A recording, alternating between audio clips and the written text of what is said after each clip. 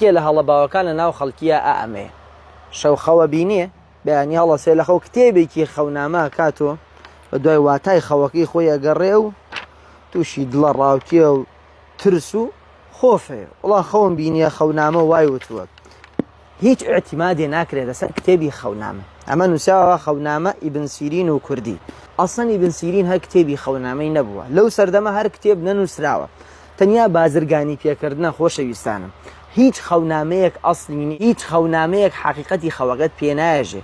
تۆ کە خەوت بینیە بەپێی کات و بەپێی کەسەکە و بەپێی شێوازەکەی هەمووی ئەگۆڕێ. بۆیە ڕەسوڵ الله صلی الله علیه وسلم ئامۆژگاری کردوین ئەگەر خەومان بینی خۆش بوو ئەوە ئاساییە باز بکرێ، بەڵام لای کەسە چاکەکان و دڵسۆزەکان.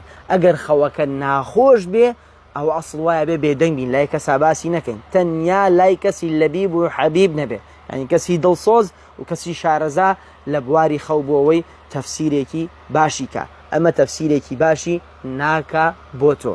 ئەم ئەعتیمادت کە ئیخێتە سەری بەڕاستی غەڵەتێکی ئێجگار گەورەیە. ئەم کتێبە کە لە ماڵتەوە هەیە دیکە کتێبێکی دروستکردنی چێشت و خۆراک پێم وایە زیاتر لەمە سوودت پێ بگەێنێ. سەلام عەلەیکوم.